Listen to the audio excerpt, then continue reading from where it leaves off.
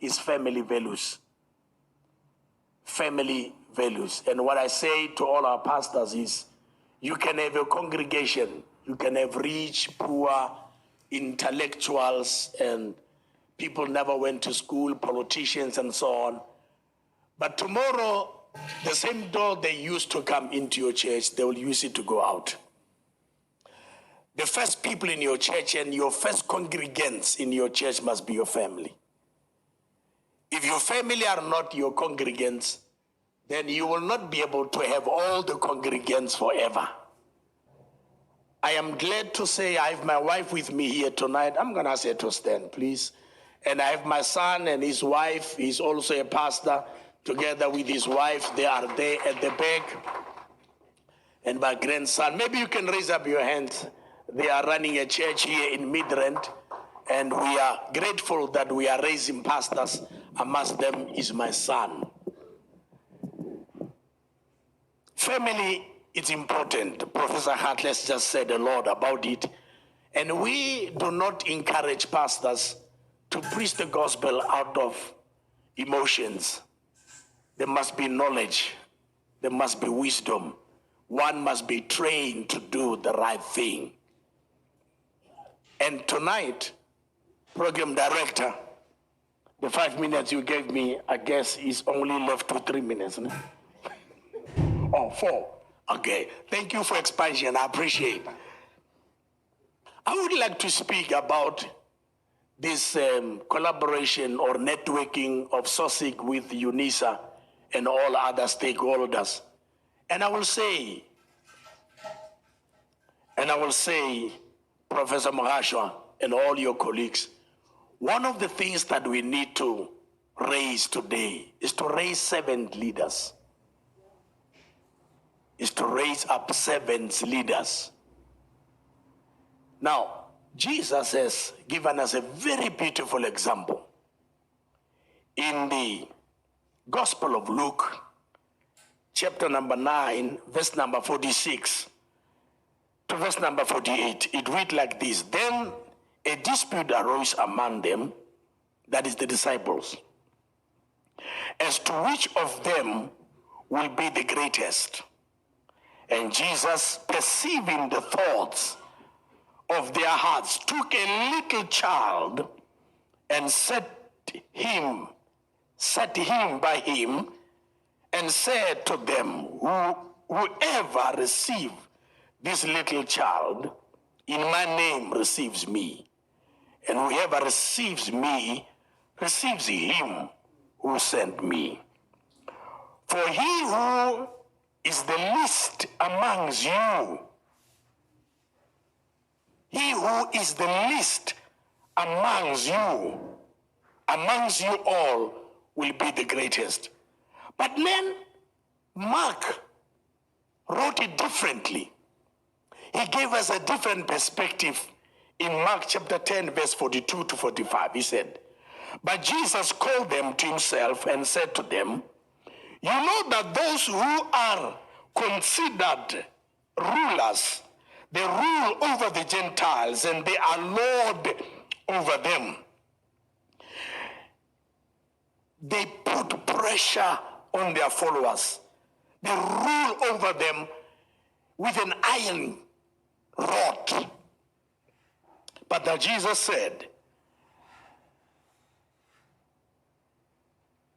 yet it shall not be so amongst you, but whoever desires you shall be the servant, and whoever desires to be the first shall be the slave of all. For even the Son of Man did not come to be served, but he came to serve. Now, servant leader. What do we mean by servant leader? If I had time, program director and Professor Mahlakgane, I would give us 7 characteristics of a servant leader. But let me deal with only a few of them. I won't mention even how many. But you see, in the theological context and how theology has been damaged, as other speakers have said, People think that greatness, it is born out of your academic achievement. It's good to have an academic achievement. Some they think greatness is born out of material collection. You know, in order to have a big name and a big church and have big followers and own houses and own cars and have a big entourage of security behind you wherever you go. And they think it's greatness. And we have fallen into that temptation. But we think greatness is how people perceive you. But you see, Jesus is giving us a very good example how greatness is born. Greatness is born by going down first.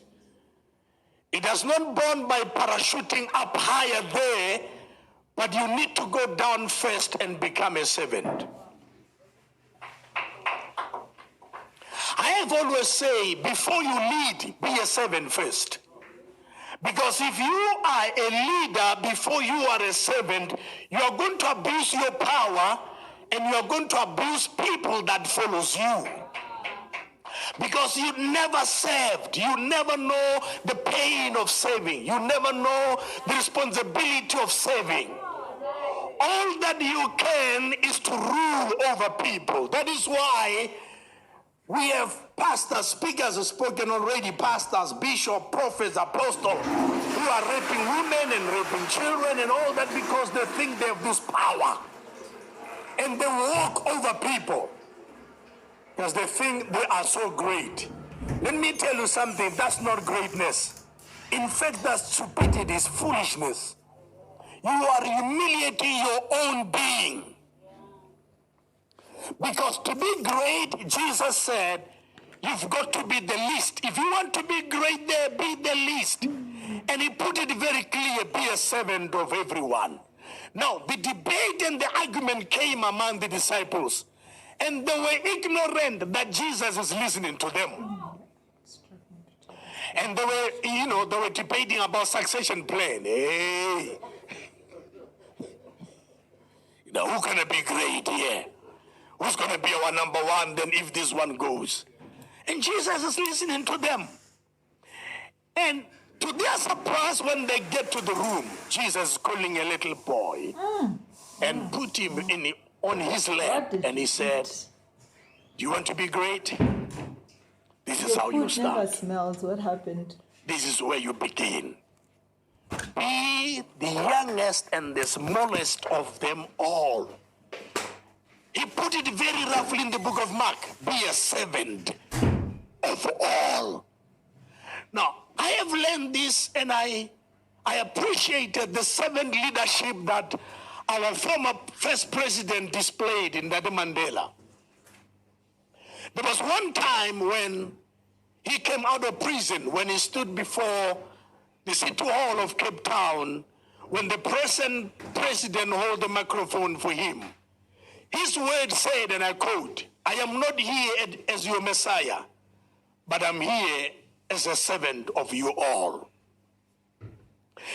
And if you recall, one day there was this guy who was a president of SAUSIC, I think so, Lloyd, and when he took him to court, when he took the president to court as a black president took by a white man, and many advisors told him, no, you can't go to court. This man cannot take you to court. And President Mandela said, I must lead by example.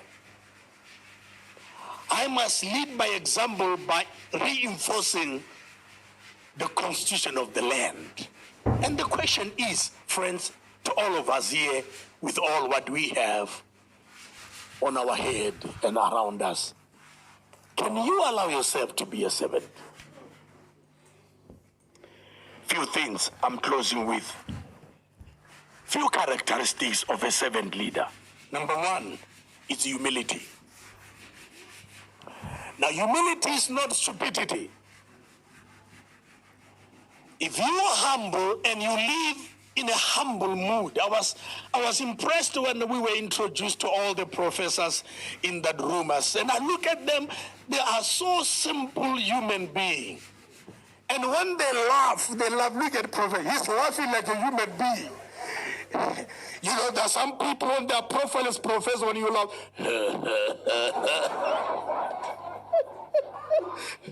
Because you know what? You must laugh like a professor as people will profile you, you know. Now, simplicity and humility is the key of a servant leader. And what we need, Archbishop Shole, it's servant leaders in SAUSIC. Not people that accumulate members to themselves and trying to draw people to yourself. John the Baptist was the best example. When he pointed his followers to Christ, he said, there comes the Lamb of God. Humility. In the book of Numbers chapter 12, 1 to 8, God described Moses as the most humblest man in the whole world, and yet a greatest leader of his time, a greatest liberator, a greatest prophet, yet the most humblest man in the whole world. Can people profile you in your position as a humble leader, as a leader that is power hungry, who want to rule and dominate over people instead of leading with an example? Humility. Number 2 is selflessness. So many leaders are self-centered and self-accumulative instead of enriching other people. Paul speaks about this in Philippians chapter number 2. He gave an example of Christ. He humbled himself. He gave himself up. He gained a big name among all names. But then Paul continues, said, a leader should look at the interest of other people before his own interest. Paul said again in Romans chapter number 12, serve other people's interest. And I want to encourage and ask all the professors here, the doctors, and in academic field. I am so glad for this program of UNISA coming together with SAUSIC and even going down to the most rural communities. Let us go there and change people's life. Let us look at the interest of our own communities. Let's go there and raise more professors and more doctors. I never forget this program directors at close. I was in Polokwane one day with my car. I parked the car on a parking lot. And there come a young man, professor. He was asking me if he could look after my car, then I gave him 10 rand and so on. Then I said to him, no, I'm not gonna pay you. What I did was, I went with him into ShopRite. I bought him a bucket. I bought him sunlight liquid. I bought him cloth. And I said, go and wash my car. Get water, wash my car. And when he came back, when I finished, I go to the car, it was clean. Then I gave him 50 rands. And he was so appreciative of 50 rands. 3 months down the line, I went to the same parking lot and I found him. He is doing a business of washing cars. And when he saw me, he ran to me. When he ran to me, he said, do you still remember me? I said, no. He said, I'm that young boy that you bought him a bucket to wash your car. Look at me today. I have guys working with me who are washing cars on this parking lot, and we are making a good money. We are supporting our families. Can we look at the interest of our communities and even our political leaders? I'm so glad that you said the portfolio of health. You know how many people do not have money to pay for medical aid? Can we serve our communities and our people? Let's have a selfless mentality. Lastly, I have 9 of them, but let me close with this one. Say. No, it's not always the case. No. No, I never said I'm closing. I'm doing it for the first time. But let me close with this one. Okay, let me close with this one. Servant leader knows how to delegate. Servant leader knows how to delegate. I appreciate your program, sir. I appreciate your program, Prof. Ma'am, I appreciate your leadership in UNISA. The time is long gone to hold things to ourselves. If you are a servant leader, learn how to delegate.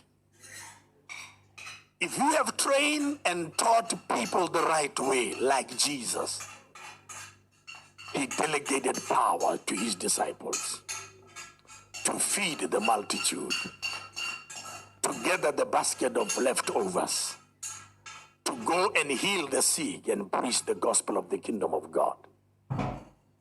May I appeal to all of us in this house and to those who are watching us from social media. Let us learn to be servant leaders. This country, politically, religiously, even in our families, we need servant leaders. African men, we know that we have been trained and taught about a man is a man. And even a man is wrong, everybody must just dance. I'm the head of this house. Nobody can tell me. Let's learn to lead with a servant mentality. Your wife and your children, they don't need a master. They don't need a master. They need a servant husband, a servant father. May God bless you.